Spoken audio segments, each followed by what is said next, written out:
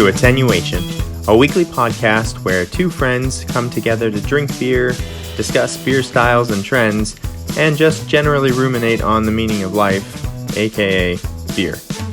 If you enjoy your time with us, we invite you to become a weekly listener and subscribe to the podcast.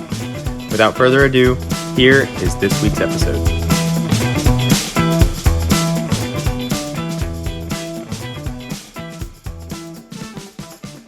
Hello and welcome. My name is Jason, and I'm here with one of my best friends since 8th grade, Stephen.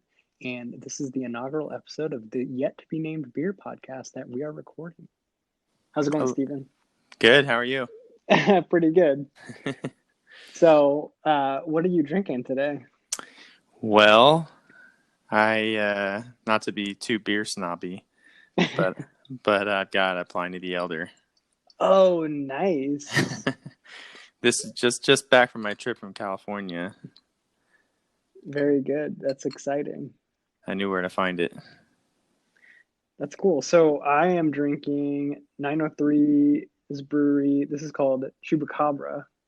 So this is a stout, and it is saying that it has cinnamon, spice, marshmallow, coconut, hazelnut, vanilla, and it's aged on oak. So I'm pretty excited for this one. Okay.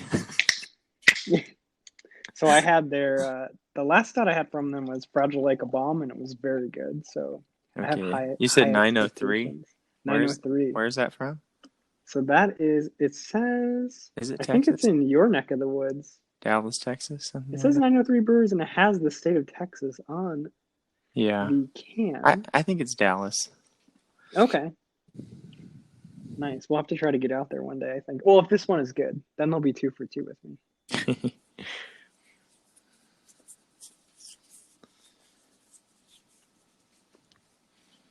So, yes, I poured, and I'm smelling.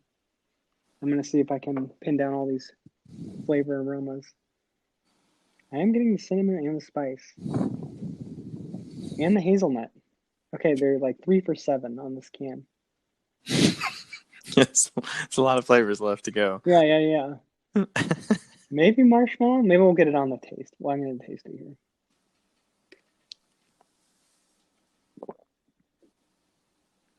Oh man, we got that. That's good audio. Did you hear that? This is going to be an ASMR podcast? Yeah. This is quite good, Stephen. Yeah? I don't know. I've experienced a lot of things simultaneously, so it's going to take a little while to parse this out. But did you say there is coconut in there too? There is coconut. And you like it? I like it. Usually I don't like the coconut, but I like it all too. Right. Give me a couple more sips and I'll weigh in on this one. How's your Pliny? Okay. A beer you're quite familiar with. Yeah, so I'm drinking out of my Pliny the Younger 2021 glass, which is all I was able to get from the Pliny the Younger release. Oh, that's right. It was impossible to get. Almost like I think 10,000 people were trying to get 600 cases or something. So, needless to say, I did not win that lottery, but I did get a glass. But I'm drinking the Elder version, which is the double IPA. I'm sure anybody, I guess I shouldn't assume, but most people maybe listening to this podcast probably know this beer, have heard of it at least. But it's 8% or double IPA from Russian River Brewing in Santa Rosa, California. This is one of the most coveted beers in the country, I would say. And it's just one of those like perfect styles. People will say, other breweries have made double IPAs, which are comparable, but honestly, this is just an OG beer for me. It's so good. Classic style. So, and what I love about it, when you smell it, it smells like beer. You get that like really sort of, that wheat base, that biscuity smell. Yeah, for sure. That you get from smelling a Heineken or something. It's just that classic beer smell. Yeah, that visceral beer smell. It's like what you want after a hard day of yard work, right? Exactly. All right, I'm going in. All right. Oh, I got that too. Yeah, this is definitely an ASMR podcast. I should have cracked the can like closer to the Next time. mic. Okay. It's so much vegetal pine coming at you from the front. Just like this nice little hint of tropical fruit on the back end, but like very sort of grapefruity, bitter rind. But it's just so smooth for an 8% double IPA, West Coast style. This is not a hazy. Right. They're not trying to hide the bitterness on this one, but it's still just so smooth, so good. Awesome. I like how you're so professional. You gave the whole rundown. Now I feel embarrassed. So I've been like studying this can because you even said the style, the ABV. So my Chupacabra, okay, so it's brewed and canned in Sherman, Texas. Oh, okay, Sherman, yeah. Texas. Okay, so yeah, I think that's Dallas area. Okay, I'm not up on perfect. my Texas Well, you're very geography. you're Yeah, new to I'm a Texas, newbie. so we'll let it slide. And it's 12.5% alcohol by volume. Nice. And I'm ready to give my verdict. I don't know if I placed all these flavors, but there is like a lot of cinnamon and I get the hazelnut and the vanilla. There's like a cascade of flavors right in the beginning. Let me get one more sip. So yeah, I'm getting that cinnamon, the allspice, and the vanilla and the hazelnut all up front. And then, it really develops into I feel like the aftertaste is the coconut and marshmallow. So I think we're like 6 to 7, 6 out of 7. So I'm going to say I'm pretty happy. This is my second 903 beer, and I really like it. So maybe we're going to have to go to Sherman, Nice. Texas, and check this place out. Nice choice. Yeah, I'm excited. So, okay. You So, had the sleeper pick. I had the yeah. Well, and now that I've been doing my homework, it says this is Chupacabra is back, and this is their third release and bigger than ever. So I'm excited because if they make this every year, Okay, cool. Yeah. that's what I get excited about is kind of those once a year stouts that are just massive. Those really float my boat. So, all right. So there's our tastings out of the way. I Nice. thought for this first episode, we could talk about how we got into craft beer. Because as I like to tell our friends, Steven and I, it's kind of a Darth Vader situation and Obi-Wan Kenobi because he was not into craft beer. I was into craft beer.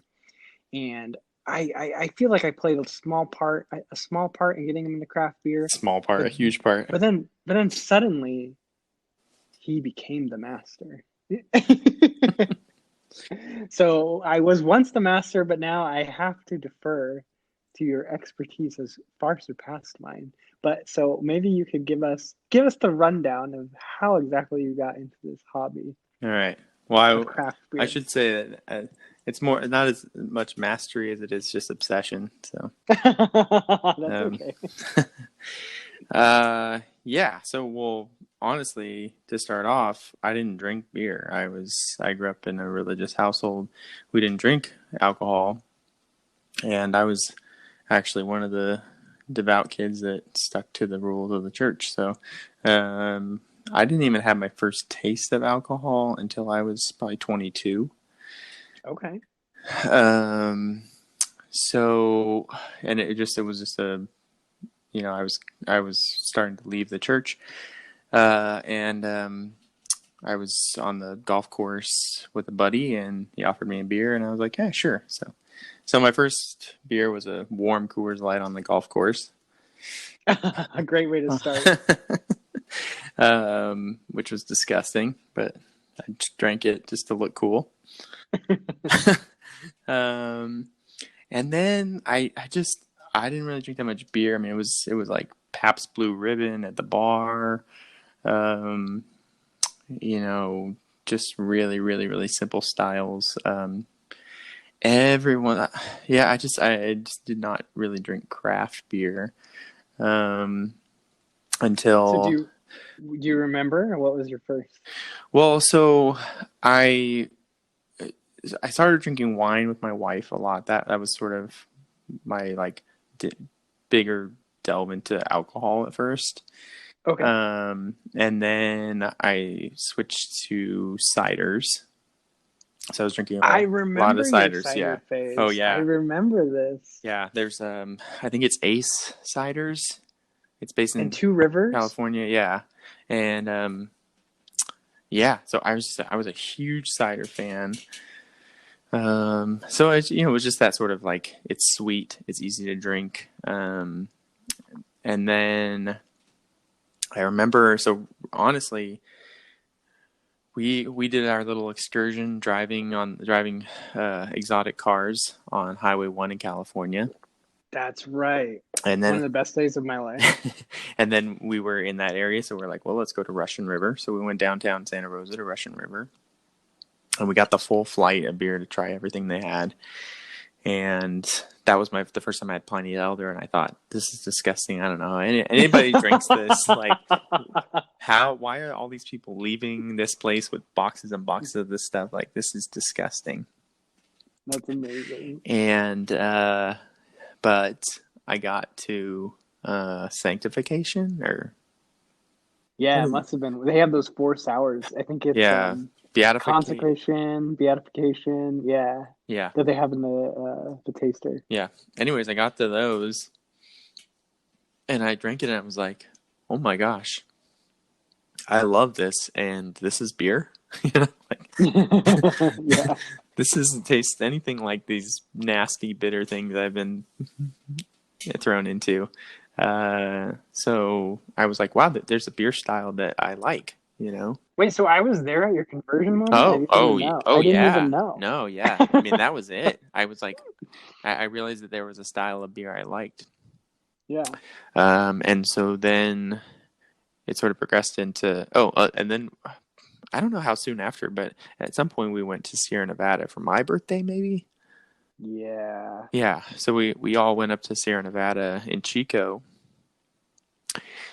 And that's another sort of beer that got me in, Sierra Nevada Pale Ale. That's probably a gateway beer for a lot of people, and a lot of people's beer history. But yeah, we went there, and of course we did the whole tour, and at the end they were letting us have all the stuff they had on tap at the end of the tour. And what was it? It's Torpedo. That's one of their IPAs. Yeah, I love that one. It was disgusting. You hated it. You hated it. Oh, at the time, yeah. Okay, wait. Is this the trip that you got obsessed with Otravez? Yep. So yes. So they had Otravez, which was their Goza. And again, it was just sort of this like, yes, this is it. Like, this is the beer I like. So from then on, it was just like, if I saw Goza or Berliner Weiss written on anything, it was like, that's it. I want that.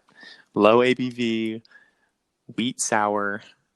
It's just easy to drink. Just really, really, and a little bit sweet. Lots of times they were fruited. It was just such an easy way into craft beer. So then sort of my next transition was, and at that time, Gozas were really hard to find. Okay. They weren't popular yet, right? No. Yeah. Yeah. Otravez was, Anderson Valley in California was doing them, but I hadn't discovered them yet. Yeah, that's right. That was kind of like, I feel like at that point in time, like a lot of the major breweries were trying to put like one sour in their major lineup. Right. And Otravez was Sierra Nevada's, and then I think, So sorry. That's okay. Yeah. Rubens in Seattle, they were doing one. They've been doing one for a long time. So there are a couple breweries out there that did them, but it was not as popular as it is now. I feel like now everybody has one, and not a good one. But yeah, so my next sort of transition. So I don't know how I discovered that. It's probably a Facebook ad for this Tavor. It was like a beer delivery service, and I thought, oh, this might be a cool way to get different beers. And one of my first beers on there was Pineapple Fields from... Oh, I remember. We drank this together, didn't we? Yeah. Pineapple Fields. I don't think the first time you had it, though. Where was it from? Oh, man, I can't think of the name. Oh, we're doing such a disservice to I them. know it'll come back to me at some point. I'll kick myself for not remembering. Um, oh, Stillwater ales, There you go. Stillwater something. I'd never been able to find it, or even I don't know if they still exist, honestly. Um, but anyway, they brewed this Pineapple Fields, and it was a hoppy sour. Um, and I had gotten some other hoppy stuff through that beer delivery system that I drank, and I was just like, oh my gosh, this is horrible. Because there'd be these descriptions of tropical fruits and Right. stuff, and I'm like, oh, okay, I'll like that. And then I couldn't get through the bitter, and it's just like You just get I was blasted like, by the eye. I am not tasting any fruit in this at all. Well, you even I feel like you might even been late to the game because when I was really into craft beer in the early days when I first got into it, everyone was obsessed with making like the most bitter beer possible. Yes, Like yeah, and Optimum from Sierra Nevada was really yeah, popular. It was like these 100+ IBU beers, and that was like what everyone was like chasing. yeah. And now I feel like that whole kind of like that arms race is kind of Oh dead. yeah, it's But gone. at the time, at a certain time, that was like the hotness. Yeah. Yeah, it wasn't. They weren't appealing to the masses Well, like they are yeah. now. Yeah. Yeah, yeah, they were. They were doing their own thing. Okay, but that Pineapple Fields is hoppy, and something clicked inside your brain, huh? Yeah, so the flavors made sense. Like I got to taste the flavors in those hoppy flavors, but in the setting of a sour beer that I liked. Yeah. Um, so it's just starting to make sense. And then the next big aha moment, which of course you were there for, as you're there for all mine, was a trip to Moonraker. That's right. The Moonraker Yeah, trip. so Moonraker in Auburn, California. They actually have a oh man, I wish I could. I'm gonna bungle this too. They have a triple IPA that they brewed at one point, and they I put it up against Pliny the Younger and won in some IPA it was called like competition. Extremis or Yes, something. yeah, It had a crazy yeah. I think name, you're right. Extremix X3 or Yeah, I think something. you're right. Yeah. Um, yeah, so that put them on the map very quickly. Pliny the Younger was basically the reigning champion of triple IPAs everywhere. And so yeah, they beat them in this blind taste test. So they got very popular. And one of the styles that they were doing, this was again in the very early days of this, was the hazy IPA, the New England IPA. Yes. And everyone was like, "What is this? And why are they so cloudy?" But man, it was for the first time I was like, "Oh, I get it. I get everything." Like, and it almost was like made me addicted to hops, you know. Interesting. And it led to me being able to tolerate more and more and more of the bitterness, and still understand the flavors with the bitter, and get that balance where it's just a really good entryway, and it still is for a lot of people, I think. You know, Yeah, no, that makes sense. that's why everybody's brewing them, because I people like remember them. that. I remember that trip because those hazies, and they were making like a lot of them. I don't remember how many. Yeah, But they and I was the same thing. I was kind of blown away by them because that was my kind of first experience where I think you're right. It's like they dial back the bitterness and they kind of push forward the tropical like fruit expression. And it was just different. It was a different experience. Like the first time I tried one of those, I really liked it.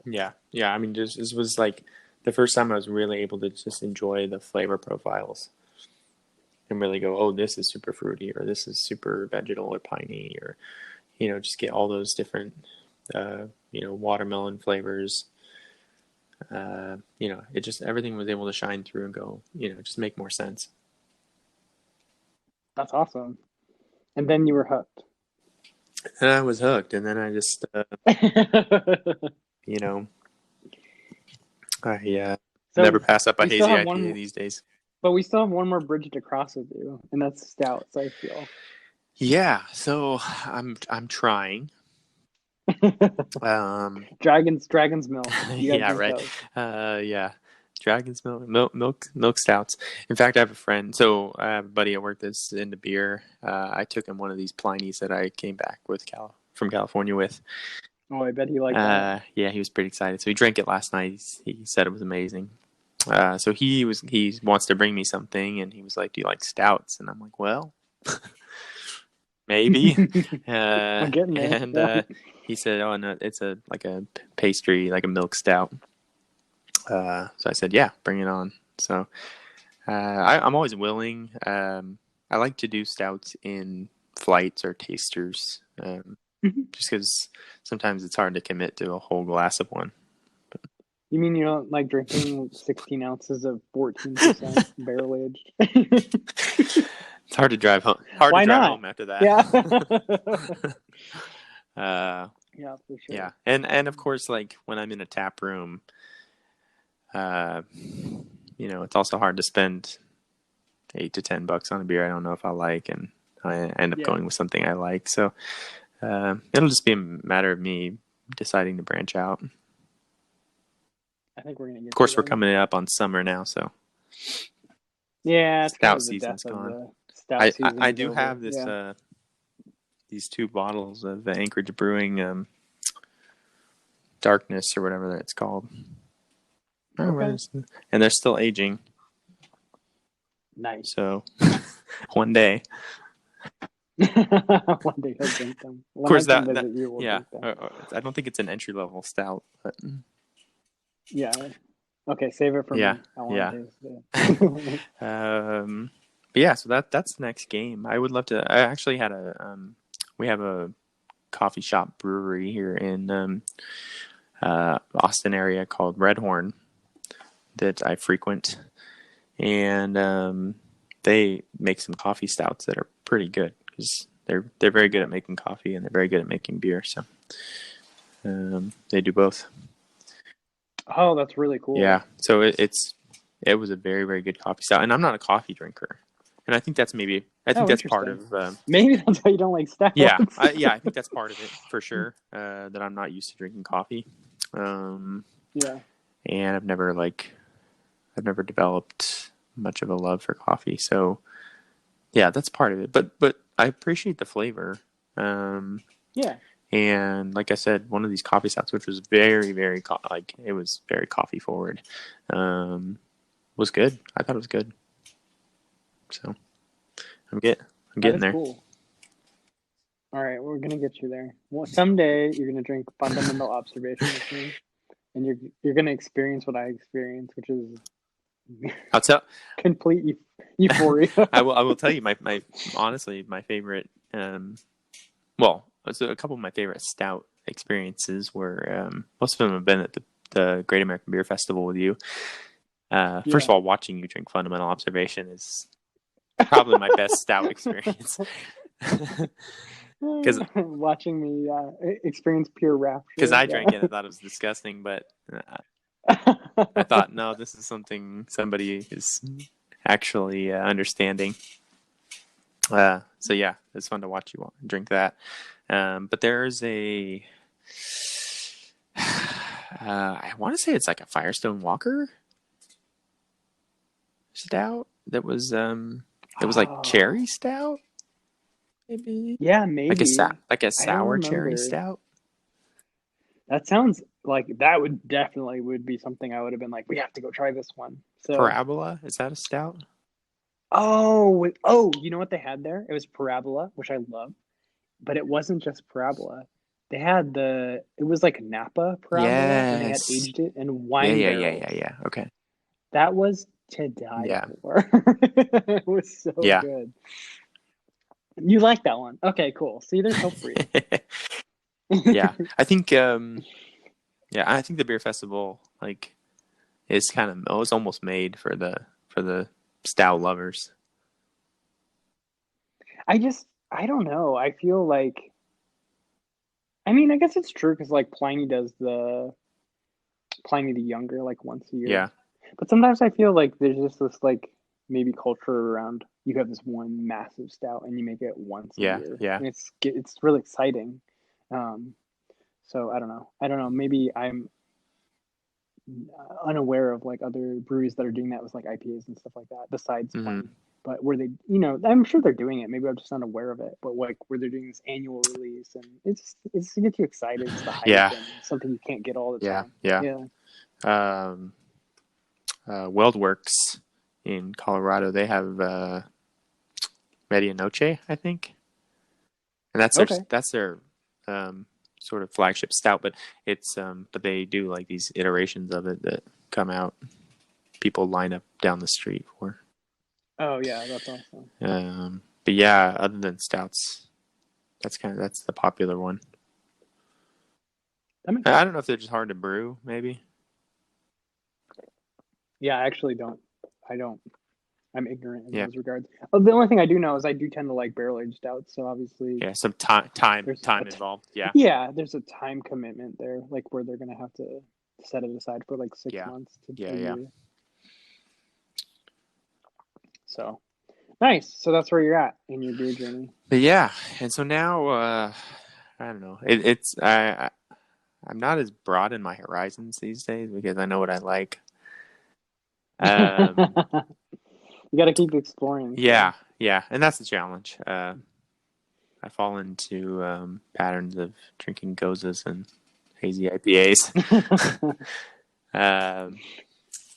But I know what I like, No, that's fine. I think everyone falls into patterns. It's even funny. Like, I still do Tavor. I've spent. You got me addicted to Yeah, Tavor. I was surprised you hadn't done it before. Although I guess you quarantine forced your hand. That's right. I didn't have access to beer anymore, and I never did Tavor before because I never had anyone to sign for it. But now that I'm home for Yeah, the no quarantine, excuse. I've been able to get those shipments. So It's pretty awesome. Yeah. yeah, it's a really fun Yeah. service, and we're not affiliated with Tavor in any way other than being Yeah. customers. But I was skeptical at first, but now I really like Yeah, it. it's great. I will say I think the only downside is sometimes getting IPAs, and you don't Yeah, know when they were bottled, and then when you select them, and then there's time until your crate closes, and then they ship it out to you, and that takes a little while. So it's just like it's hard to get the freshest IPAs, but I yeah. mean, I haven't found anything much fresher in the store, so.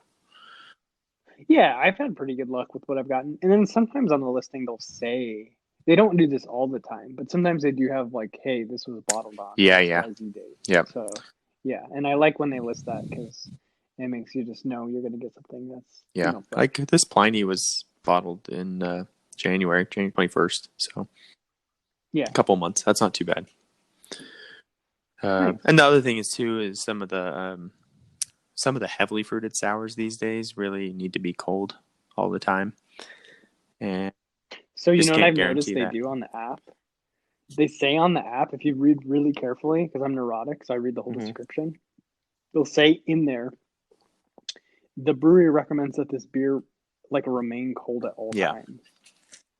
So, and Is that obviously they're out? it's not gonna. I think so because they're like warning you, hey, this is supposed to be cold at all Yeah. times. And I have ordered a few, and it hasn't really been an issue. But I do worry at like the height of summer, Yeah.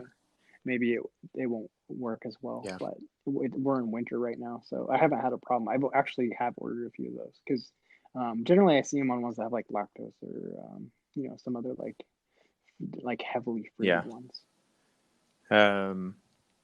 Yeah. No, I've only actually had one issue with the Adroit Theory Goza.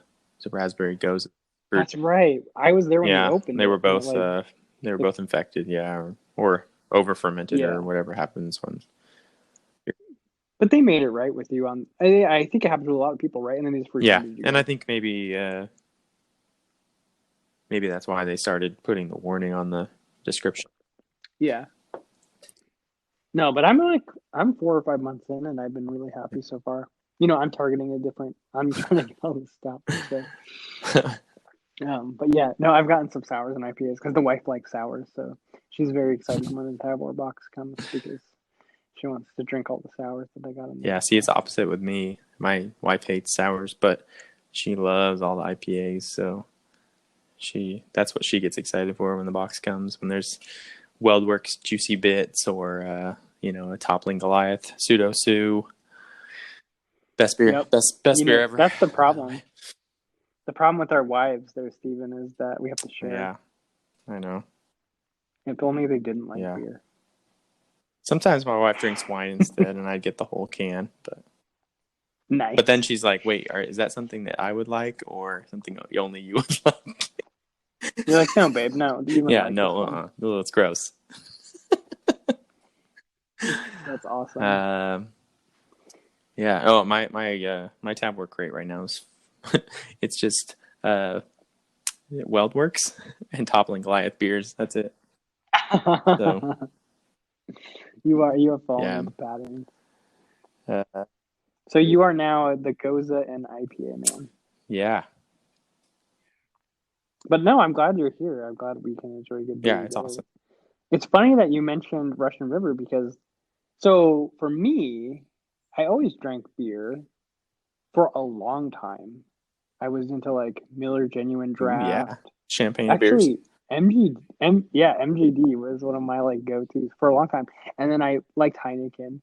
And to be fair, like I don't want to be a beer snob. I still will drink MGD or Heineken. I think like every beer has Yeah. its place. And you should definitely just drink whatever you like. Like you don't need to like craft beer. Yeah, Heineken's still But my I do favorite post softball game beer, for sure. Yeah, exactly. Or like I want like if I'm eating like Indian food or Mexican food, I don't want a fancy beer. Just give me like Corona or if we're at an Indian restaurant, whatever um whatever they have on tap, that's just their lager or whatever. Yeah, that goes Yeah. perfect with the meal. So I don't want to be snobbish, but I do like fancy beer as well. But yeah, so I drank that forever, and then Sierra Nevada was definitely my gateway moment. So same kind of as you, as like people were really getting to IPAs, and I had tried some and I didn't like them. I didn't understand the appeal. It was so Yeah. bitter, and there was even ads at the time. I don't think they were targeted at craft beer, but there was those bitter beer face ads. I'm like dating myself. Where they'd like make fun of the Yeah. bitter beer face, and that's how I felt like that ad, like how the guy looks in the ad when I would try like any kind of IPA or anything. I was like, oh, I don't like it. But a friend and I don't know if it was you. I think it was Getchell the first time I went to I think I went with Getchell the first time we went to Sierra Nevada because we just wanted to go. We had heard it was Yeah. cool. And there was something they did on this tour is they take you into this room where they have all their hops. And they make you take a hop in your hands, crush it, and you crush it down. You kind of grind it between your hands. And the oil, I think it's oil, I don't know, this very sticky substance coats your hands. And then they say, like cup it to your nose and just take like the deepest breath you can take. And the second I did that, I had this revelation and I liked pale ales and IPAs. Because suddenly it all connected Yeah. in my brain. Like, oh, this is like the flavor. This is the flavor profile that they're highlighting in these types of beers. And then, of course, at the end of the tour, they kind of serve you a lineup, and then they get you a little bit liquored up, and then they release you into their restaurant. So it's great for them. But yeah, just from that moment on, I got really into like pale ale, Sierra Nevada's pale ale, and then just started to progress from there. And then I just remember like I would really nerd out. We have like a local co-op that kind of had a big beer selection, and one of the things that they did that was really cool. And some places do this, but I find it's kind of rare. Maybe is where you can just pick out. You can just take a 6-pack and just pull one of the bottles out, and they would just Yeah. ring you up. And of course, they charge you for more than if you bought all six, it'd be cheaper. They charge you a little bit more for just pulling one. But once I realized I could do that, I would just be like, oh, I want to try red, and I would just find 6 red beers and pull one from each, and then I would go home and just like taste them all next to Yeah. each other, and just like being very systematic about it. And I just started doing that like with all kind of styles, and then before I knew it, I was like really into beer. And then it's so funny that you mentioned, yeah. So smash cut to me going to Russian River for the first time. So I didn't like sours at all. Same thing I kind of felt about like IPAs and pale ales. I didn't understand Mm. them at all. And then I had that same flight is the same one we had. And they'd recommend you start on the left side. So you start with the Yeah. light stuff. and then on the right they have their 4 sours. They put 4 sours then, I think, and they did when we went too. So obviously, by the time you get to that one, you're feeling pretty good anyway. So, but I just remember suddenly when it was consecration, it just clicked for me, and then I was like, okay, I like sours now. And And consecration then is the brown, I think, right? Like the sour brown. ooh, yes, I'm pretty sure it's the sour brown. I'm probably gonna get this wrong, but it's a sour brown, and I think it's the one aged in Pinot Noir barrels. I think I could be wrong. Yeah. But that was the one I remember, because I remember then I went to the shop after and bought a couple. They're very expensive, but so it's funny because when you're in the brewery there, they charge you a really reasonable price to drink it there. But man, if you want to take a bottle home, it's going to be expensive. So that was a little bit of a shock. But I think I got like one or two when I brought them home, just because I was like obsessed with it. And then yeah, so that's pretty much like I think Sierra Nevada got me like part of the way there, and then Russian River got me the rest of the way there. And then I don't even remember how Stouts came along. Oh, actually, I Narwhal. kind of do. Oh, so this is kind of fun. Narwhal, but even older than that. So Narwhal 100% did get me there, but I'm going to date this myself. So Yeah, you are old. my dad, I'm pretty old. Well, age is relative, but I am dating myself. I don't know. Probably only old guys drink craft. I don't know. Maybe young guys drink craft beer. When I was young, I just drank Heineken and no genuine draft. But back in my day, my dad, every once in a while, he'd be like, let's go get a fancy beer. And what he meant was, we're going to go to the grocery store, and there's the beer section, and there's all the regular stuff, Budweiser and all that stuff. But there'd be like 1 or 2 bottles of Chimay. So that's the monk beer, basically. Okay. So it's Chimay, and they'd have like, it came in like a big bottle, big bomber bottle, another thing that's gone now. And they had like the regular one is red, and I think they had special reserve, which is blue. And so what that was, it was like a Belgian. I don't know exactly what it was, but it's basically like a Belgian Okay. style beer. So like a Belgian Okay. quad maybe like now. And I'm sure they still make it. But that was like the fancy beer. And there was no other craft beer like in the grocery store. But for the longest time you could get Chimay. And that was like and you know what else was there? It'd be like they'd have like a couple bombers. It'd be like Chimay Special Reserve, and then Arrogant Bastard. Those are like the three beers you could buy in a bomber. Um, at least in my local grocery store, and we drank that. So that might have been the gateway drug to stouts. But yeah, I think you're right. Narwhal, I think, got me there. So I must have had that at Sierra Nevada, and I've always liked Narwhal, and especially the barrel aged Narwhal is like a very Yeah. nice treat when Yep. they make that. Yeah, and I mean, So yeah. I liked that when we had it, and that was very Oh, early on in good. my my beer journey. Your beer Although tasting days. maybe I said I liked it just to look cool. I don't know. But I was very That's really impressionable. funny. I was like, well, Jason likes it. It must be good. That's terrifying to me because I'm also very impressionable. So maybe neither of us like beer at all. We're just like We just neither one of us will give up the ruse. we're having the longest showdown Who's gonna give first? of all. I'm No, I looking really at. like it. Yeah, no, I really do. If anyone could get me a bottle of Fundamental Observation, Yeah. I would please contact me. Hey, actually, you know what's funny is the latest beer. I don't know if you saw it on yours. It was a Weldwork sour, but it was a collaboration Yeah. with Bottle Logic. Yeah. Oh man, that's exciting. Yeah, it's like a raspberry, blackberry, blueberry with coconut sour. Yeah, I don't know. Oh, that's exciting. I don't think I saw that one. Yeah, I do just need to figure out when they make it and go figure down out a there. way to get it. Yeah, they have the release. I'm sure you can find out when Yeah. the release is. Just like Yeah. Pliny the Younger, but yeah, it's just a lot of people you're gonna fight with, and it's farther away. Yeah, exactly.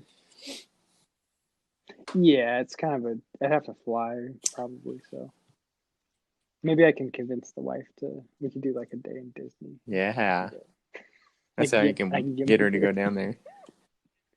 I'm looking at this. I'm looking at images of this Chimay beer. Yeah, Yeah, are you the looking red, it the up? yellow, and the Chimay. blue bottle. Okay, yeah, perfect. We used to drink that and we used to think it was like a bomb. Oh, and you know what else? So this is a little bit longer, a little bit further on. I was working at the movie theater and I met a guy that he was a projectionist. I used to think he was so cool, and he was into craft beer at the time. And he used to drink Three Philosophers. Okay. And I used to think that was like the coolest beer ever. And that is oh, are you have the computer open, huh? Yeah, look that up. Three Philosophers. I want to say Is that no? Let's see. it's like North Coast, I think. I could be wrong. Maybe I'm thinking No, of it's that brewery Ommegang. oh yes, they make Three Philosophers, and they still make that. But I remember thinking that was like the coolest beer in the world because it was one of those beers that came, in the Yeah, big bottle when that was a cool and thing. Now that's a everything comes in Belgian quad, cans. or that's a Yes, blend of Belgian a quad. quad and a Belgian Creek. Oh, okay, yeah, it has that cherry like Yeah. aspect to it. So that's a well, I've delved a little bit into the styles of the Belgian styles of Creek and Gouze or whatever it's called. Um, Yeah, but those are styles I don't know that much about.